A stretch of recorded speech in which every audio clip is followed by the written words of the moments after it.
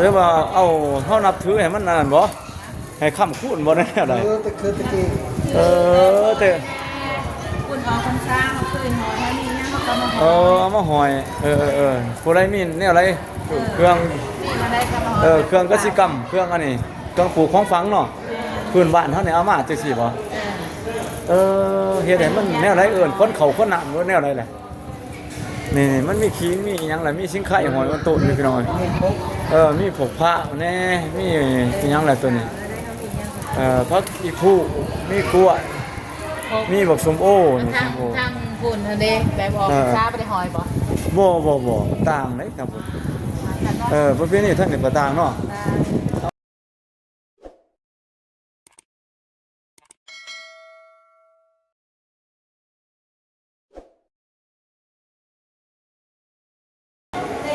กราบทักทายสวัสดีพ่อแม่พี่น้อง FC ที่น่าฮักเบิดสุขุสุขคนเนาะบ่ว่าอยู่ไกลอยู่ภายในหรือต่างประเทศก็ยินดีต้อนรับเข้าสู่ช่องบ่าวผู้วงแชนแนลอีกเช่นเก่าเช่นเคยมื้อนี้บ่าวเองก็ได้เดินทางมายามทักข่าวบ้านกระปื้อเมืองท่าแตงแข้งเซกองเนาะมาทำบุญไปได้กันเนาะเพิ่นเฮ็ดบุญฉลองออกพรรษาเฮ็ดบุญบ้านเนาะแล้วก็มาทำบุญของมาที่บ้านกระปื้อภาพบรรยากาศพ่อแม่พี่น้องชาวบ้านกระปื้อบ้านใกล้เคียงก็เดินทางมาทำบุญเพื่อเดินทางเข้ามาเอาบุญ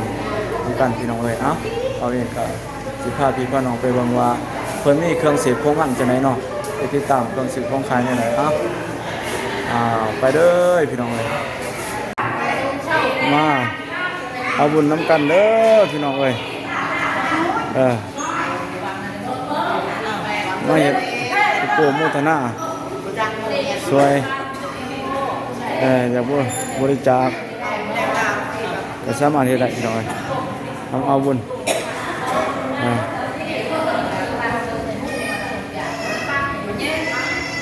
มันประจำปีเพิ่นธนุบำรุงพุทธศาสนาพี่น้องเอ้ยรักษาสืบต่อกันไปอยู่ของประเพณีวัฒนธรรมศาสนาบำรุงรักษาศาสนาตั้งแต่ 2,500 กว่าปีจนมาฮอดปัจจุบันพี่น้องเอ้ยสืบต่อกันมาหลายแสนคนนี่บ่เคยตั้งแต่ครั้งพุทธกาลพี่น้องเอ้ยจนมาฮอดปัจจุบันก็มีผู้คนจำนวนหลวงหลายที่นับถือในพุทธศาสนาเนาะในคำสอนของพุทธศาสนาองค์สัมมาสัมพุทธะเนาะพระพุทธเจ้า2,500 กว่าปีพี่น้องก็ยังคง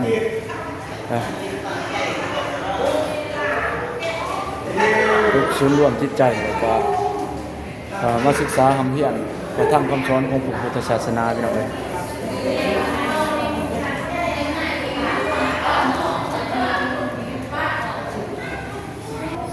ว่าเองก็จะได้ล่าไปพี่น้องเลยแล้วทายให้เบิ่งพบประมาณเนาะพี่น้องเนาะตามล่าพี่ล่าเนาะโอกาสหน้าพบกันไหมพี่น้องเลยเอาเองก็จะได้ไปก็พาบรรยากาศการทำบุญเขามาวัดทำบ้านกระปื้อเมืองท่าแตงแข้งเสกองก็เป็นวัดเก่าแก่เนาะคนดาวชาวพุทธนี่เป็นเขตวานเพิ่นก็เขามานี่แหละพี่น้องเอ้ยแต่เลื่อนวัดนี่ก็กว้างพอประมาณพี่น้องเอ้ยนี่กว้างเพิ่นมีการว่างแสดงแน่อะไรกูคือว่ามีหมากกล้วยนี่แน่อะไรเนี่ยตัวนี้ว่างแสดงบ่ตัวนี้คือว่าเป็นกล้วยสินี่กล้วยยังไงกล้วยยังคือนี่มากล้วยยังแม่มากล้วยบ่คือเนี่ยเลยมากล้วยตัวนี้มากล้วยเนี่ยไรบ้านเขาคือบ่ค่อยเห็นเนี่ยกล้วยตัวนี้นะบ่กล้วยนี่ยังบ่กล้วยจีนบ่เนี่ยอะไรเพิ่นเอามาแสดงที่ซื้อบ่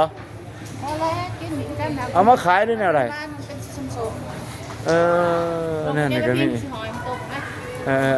เอามาขายด้วยเนี่ยอะไรหอยขายบ่นั่นแหละโอ้ เพิ่นเฮ็ดประกอบในบ้านเฮ็ดตามฮีดบ้านฮีดของประเพณีจังซั่นบ่ ประเภทนี้ เพื่อความสวยสดงดงามเนาะหอย ได้แหละความหมายเขาเฮ็ดนี่ แต่ว่าให้ครูบาอาจารย์เพิ่มชื่อเพิ่ม หรือว่าเอาเฮานับถือให้มันนั่นบ่ให้ค้ำคูณบ่ได้อะไร แต่คือตะกี้ แต่ คุณเอาคนสร้างเขาเคยหอยท่านี้นะเขาก็มาห เอามาห้อยผู้ใดมีแนวอะไรเครื่อง นี่มาได้ก็มาหอย เครื่องกสิกรรมเครื่องอันนี้เครื่องปลูกของฝังเนาะพื้นบ้านเฮานี่เอามาจังซี่บ่เฮ็ดให้มันแนวไรคนเขาคนน้ำหรือแนวไรแหละนี่มันมีขิงมีหยังล่ะมีสิงไข่หอยมันโตนี่พี่น้อยมีผกพระแน่มีหยังล่ะตัวนี้พักอีผู้มีกล้วยมีบักส้มโอ้นี่ส้มโอ้ ทางบุญเด้แบบออกซาไปได้หอยบ่ บ่ต่างเลยครับผมประเภทนี้ท่านนี่ก็ต่างเนาะข้าวหอยมีกล้วยมีอ้อยก็มีเบิดพี่น้อยเพราะแต่มันมีเนาะนี่มีบักทุเรียนหอมหุยๆอยู่พี่น้องเอ้ยนี่โอ้คักเท่านั้นนี่เวลาน้องเอาไปกินอยู่ดอกนี่กูคิดดูนี่เนาะมันหอมหลาย เลื่ นี่ อนไม่ได้กินก็ กินก็ได้บ่ได้ว่าเพิ่นหอยที่สิหามบ่ให้กินเนาะนี่แนวใด 3 คืน3คืนจะกินได้พี่น้องเอ้ยเพิ่นว่า3คืนตามผิดของประเพณีท่านนี่เพิ่นนับถือกันว่าสิเฮ็ดให้ค่ำให้คูณเพิ่นเชื่อถือกันพี่น้องเอ้ยความเชื่อถือมันบ่คือกันดอกเพิ่นเชื่อถือว่ามันสินำโศกนำลาภนำเฮงออกพรรษาล่าพระเจ้าเนี่ยก็แนวไรล่ะเพิ่นว่าจังซั่นดอกแล้วก็เฉลิมฉลองกันพี่น้องเอ้ยให้การเฉลิมฉลองว่านี่เพิ่นก็สิหอยยาวโอ้ไปอันหอยตัวนี้มองอ้าวเห็นบางประเภทนี้แบบรังเริ่มเพิ่นนับถือกันมาพี่น้องเอ้ยตัวนี้เว้าเรื่องพุทธศาสนามีหูพระหูบาต่างๆ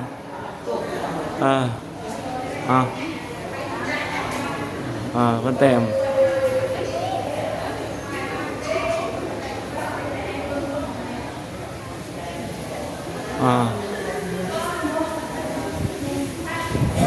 พี่น้องได้เบิ่งนี่ก็จะเป็นศาสตร์ซึ่งพ่อแม่พี่น้องเพิ่นเอามาถวายบัตรทำบุญเนาะทำบุญทำทานเพิ่นก็เอามาสะสมไว้อยู่นี่เอาไว้ต่างๆเขามาในหอแจกทั้งฝั่งลาวเป็นมาหอแจกเนาะมีเสางามๆที่เพิ่นใส่ลวดลายมีพระพุทธรูป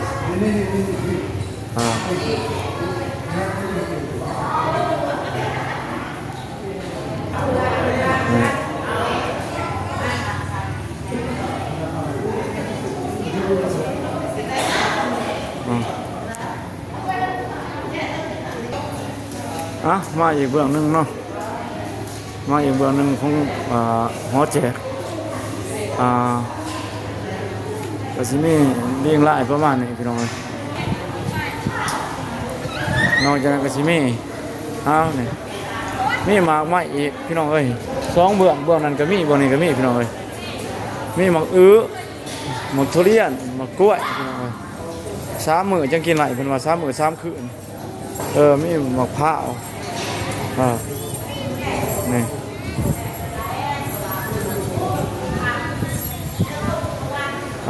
จัก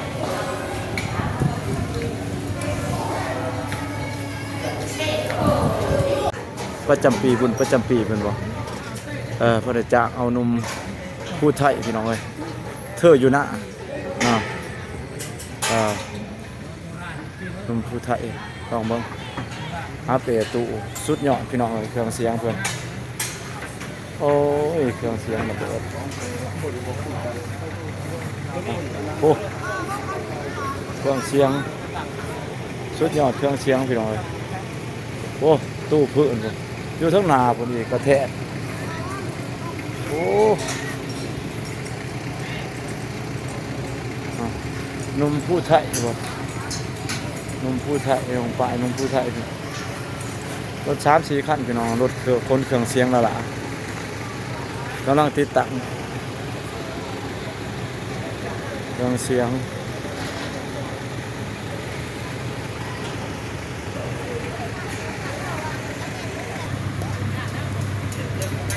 โอ้พี่ดึกนอกเครื่องเสียงเพิ่น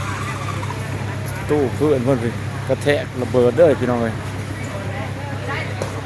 เดินทางมาแต่แข้งสวรรณเขตพี่น้องภาคกลาง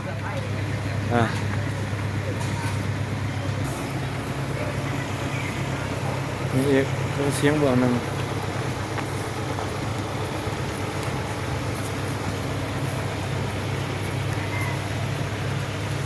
โอ้ยระบบเครื่องเสียงเพิ่นจนได้ใส่รถเข็นเพิ่นยกพี่น้องเอ้ยตู้เพื่อนความมันหนักซุปเปอร์เครื่องเสียงตอนนี้ก็สิติดตั้งอีกสองแล้วเบื้องหนึ่งพี่น้องเอ้ยมาเบิ่งกันอีกเบื้องที่สองตัวนี้ยกเพื่อสิเอาเครื่องเสียงตู้เสียงกลางพี่น้องเสียงกลางเพื่อนเอาลงเลยเบื้องหนึ่งแล้วก็ลงแนบขนาดกลางเลยใส่เข็นเนาะในการยก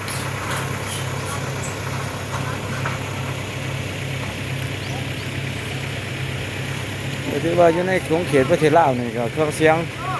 มาจากภาคกลางเนาะแข้งสวรรณเขตนี่ก็ถือว่าสุดยอดเป็นเครื่องเสียงระดับประเทศพี่น้องเอ้ยแต่ส่วนใหญ่ก็เอาเครื่องเสียงมาจากฝั่ง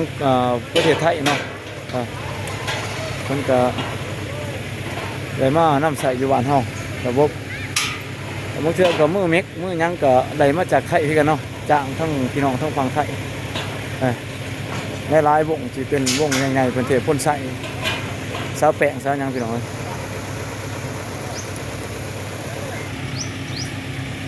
มูมาหลานลังเวทีพี่น้อง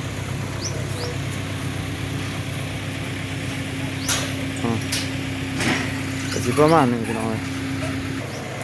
ลานลังเวทีอลังการด้วยพี่น้องระบบแสงสีเสียงเต็มรูปแบบนมผู้ไทย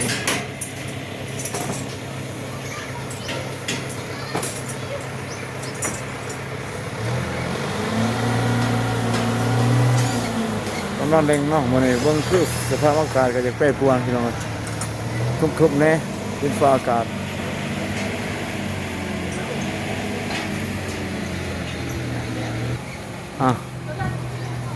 อีกนานดังตัวนี้เป็นเครื่องปั่นไฟเนาะโอ้ยแต่เครื่องปั่นไฟก็ใหญ่ขนาดพี่น้องเลย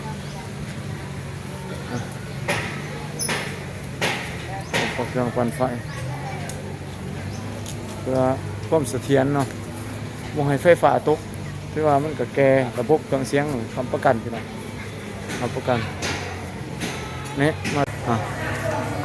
ความบรรยากาศบุญประจำปีก็แม่นเพิ่นพ่อแม่พี่น้องเพิ่นก็มาจับจองขายเครื่องขายของต่างๆน้อยๆน้อยๆเนาะมาอยู่ด้านหน้า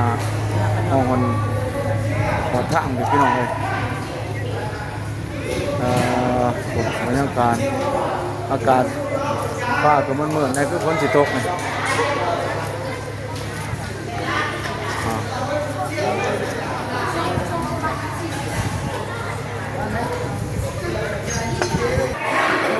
พี่น้องเลยตอนนี้ฝนก็ปล่อยๆมากพี่น้องเลยตกห้ำฝนตกห้ำเจ้าของงานวงดนตรีเพิ่นก็กำลังหากาเกียมจัดระบบของเสียงเพิ่นบ่ทันแล้วฝนห้ำมาก่อนพอสิประมาณนั้นพี่น้องเลยทั้งลานนาเพิ่นก็สิเป็นสไลด์ดอกสไลเดอร์เท่านั้น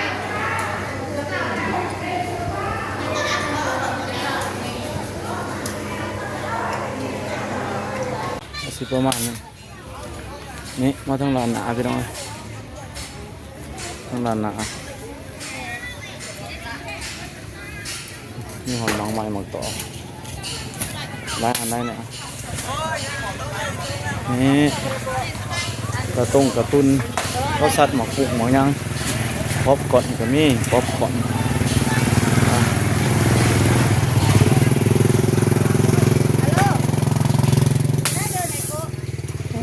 บทสนัด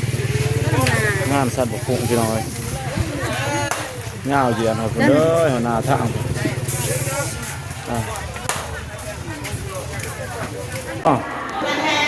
วันนี้ก็เสร็จกราบลาพี่ลาน้องโอกาสหน้า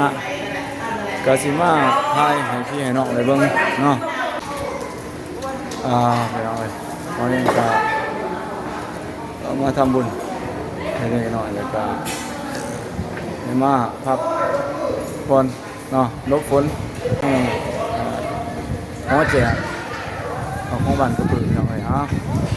ภาพบรรยากาศเราเองก็จะได้กราบลาพี่ลาน้องไปก่อนพี่น้องเลยโอกาสหน้าพบกันไหมพี่น้องเลยบ๊ายบายไปก่อนเด้อ